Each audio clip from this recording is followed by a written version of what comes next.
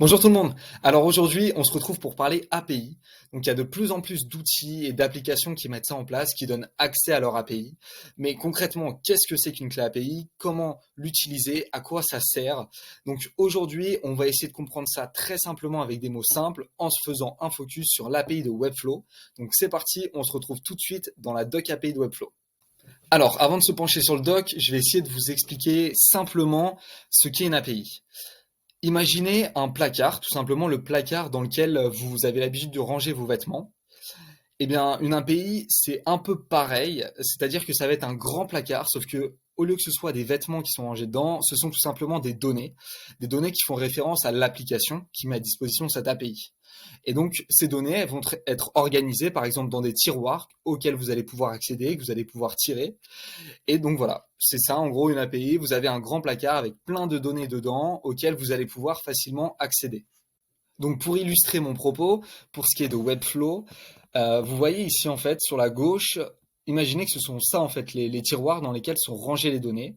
En fait Webflow, leur API, ils vont vous permettre d'accéder du coup par exemple à des données qui font des données sur le site, tout simplement, comme l'identifiant du site, la date de création du site, le nom du créateur, etc. Vous allez pouvoir aussi tirer un tiroir collection pour accéder à des données qui sont propres aux collections de votre site, ou même aux items de votre site, etc. Donc maintenant que je vous ai expliqué ce qu'était une API, on va essayer de comprendre comment du coup accéder à cette API, et en l'occurrence comment accéder à l'API de Webflow. Donc pour ça on se retrouve dans Integromat, qui est un outil d'automatisation. Et là, l'objectif, ça va être du coup de demander à Integromat d'aller récupérer des données dans ce placard, justement. Donc, voyez Integromat comme un robot et vous lui dites, voilà, va me chercher des données dans le placard API. Donc pour ça, on va ajouter un premier module, un module HTTP, pour faire ce qu'on appelle une requête HTTP. Donc ici, vous allez sélectionner Make a Request pour du coup demander à Integromat d'aller récupérer des informations dans cette API. Donc là, vous voyez, on va nous demander plusieurs choses et la première chose, c'est un URL. Tout à l'heure, je vous parlais un peu de tiroirs dans lesquels sont rangées des données. Et en fait, cette URL, ça va être tout simplement notre demande auprès d'Integromat, où on va lui dire, voilà, va me chercher des données dans ce tiroir, va me chercher des données dans celui-ci, etc. Et du coup, c'est là que la documentation API prend tout son sens, puisque les outils vont du coup vous expliquer comment faire ces demandes auprès de l'API en question. Donc là, nous, on va essayer de faire une demande pour récupérer déjà des informations sur un site. Et donc on voit dans la documentation API que quand on va faire une demande pour récupérer des informations sur le site, on va avoir l'identifiant, la date de création, le nom, etc. Toutes ces informations-là qui vont nous être ramenées. Donc comment récupérer ces informations? Ici on voit qu'il faut faire une requête GET avec cette URL. Et quand on regarde à droite, on a un peu plus d'informations justement sur cette requête. Donc ça, c'est le fameux lien qui va vous permettre de poser la question, d'aller récupérer les informations. Donc on va le copier déjà. Ensuite, on revient dans Integromat et on va venir coller notre URL ici. Donc là, le robot Integromat, il sait qu'il faut qu'il aille récupérer des informations dans l'API de Webflow, des informations qui concernent un site. Maintenant, bien sûr, on ne peut pas récupérer des informations comme ça de tous les sites, donc il va falloir lui préciser de quel site, dans quel site est-ce qu'il faut qu'il aille récupérer ces informations, et surtout qu'on lui donne les autorisations. Et donc là, c'est là qu'intervient la fameuse clé API. Donc maintenant, on se retrouve dans Webflow pour générer la clé API de votre site. Alors, quand vous êtes dans votre projet Webflow, vous allez aller en haut à gauche et vous allez aller dans les Project Settings pour accéder du coup aux paramètres du projet. Ensuite, on va aller dans les intégrations. Vous allez descendre et ici, vous avez les API Access et vous allez cliquer sur Generate New API Token et on va copier cette clé API. Alors pourquoi est-ce qu'on a été récupérer cette clé API? Tout simplement parce qu'ici, vous voyez que dans la documentation de Webflow, une fois que vous avez rentré l'URL pour faire la requête, on va vous demander du coup les autorisations. Autorisation, bearer et ici la clé API. Et ensuite, on va aussi vous demander du coup la version de l'API en question. Donc pour ça, on va retourner dans Integromat et on va ajouter un header. Un header qu'on va nommer du coup authorization, tout comme dans la documentation, tout comme la documentation nous l'indique, et où on va coller notre clé API. Mais attention, quand on regarde dans la doc, ici il faut rajouter bearer devant la clé API. Donc, on va rajouter ça ici. On fait un espace, tout comme dans la doc, et vous cliquez sur Add. Une fois que ça c'est fait, on va ajouter un nouveau header pour ajouter la version de la clé API. Donc, on retourne dans la doc, on copie le nom, on l'ajoute au header, et ensuite, on colle la valeur, donc qui est la même que celle dans la documentation API, et vous cliquez sur Add pour ajouter le nouveau header.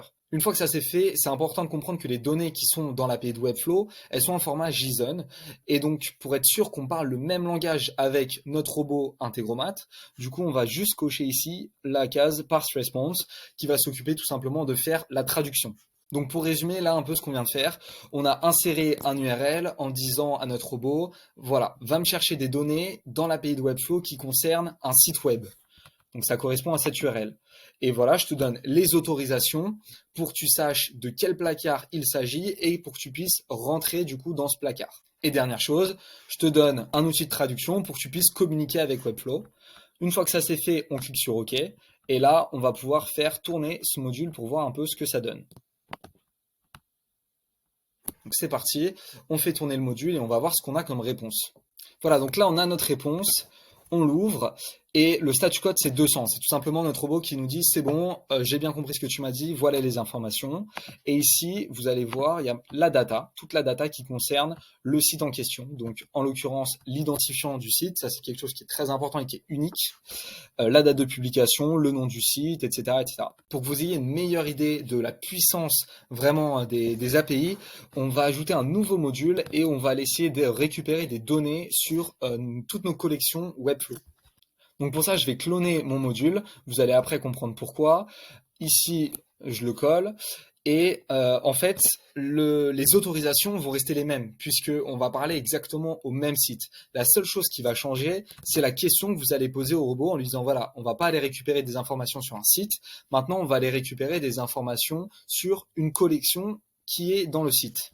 Donc pour ça, on se retrouve à nouveau sur la documentation API de Webflow. Vous allez aller ici dans collection et là, vous allez pouvoir voir en fait ce qui va ressortir comme data quand vous allez faire appel à l'API pour les collections de votre site Webflow. Donc quand vous descendez plus bas, vous allez arriver sur List Collections et on va vous indiquer comment faire pour venir récupérer des informations sur les collections. Donc vous voyez en fait qu'ici, on va utiliser une requête HTTP encore, qui est une nouvelle requête HTTP, et dans lequel il y aura un site ID. Donc, ce qu'on a récupéré en fait tout à l'heure, à savoir l'identifiant unique de votre site. Donc, l'identifiant unique de votre site, si on comprend bien, il se trouve juste ici. Donc, nous, on va sélectionner toute la requête HTTP et on va retourner l'insérer dans Integromat.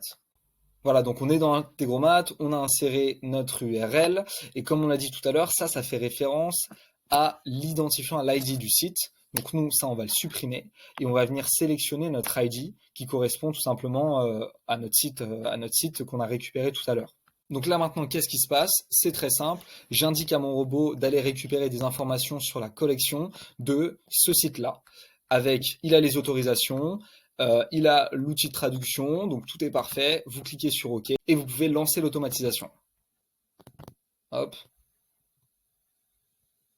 Voilà, donc là, ça a bien marché. On va ouvrir la réponse. Donc encore une fois, statut code 200, donc ça veut dire qu'il a bien compris ce qu'on lui a demandé. Et ici, dans la data, vous voyez, on a 5 réponses différentes qui correspondent du coup à 5 collections de notre site. Et quand on regarde dans le détail, vous avez l'identifiant de la collection, vous avez le nom de la collection et ainsi de suite. Voilà, donc là, je vous ai vraiment montré les bases, mais après, sachez qu'il y a énormément de choses à faire avec les API. Vous allez pouvoir recevoir, aller chercher des données, bien sûr, mais vous allez pouvoir en envoyer aussi, donc aller mettre des données dans ce fameux placard pour pouvoir communiquer avec les outils. Vous allez pouvoir relier plusieurs placards entre eux, donc en fait, connecter votre site Webflow à certains de vos outils via des API et vraiment faire énormément de choses avec. En tout cas, j'espère que cette vidéo vous aura aidé à comprendre ce qu'était une API, comment utiliser votre API Webflow. Et maintenant, c'est à vous de jouer.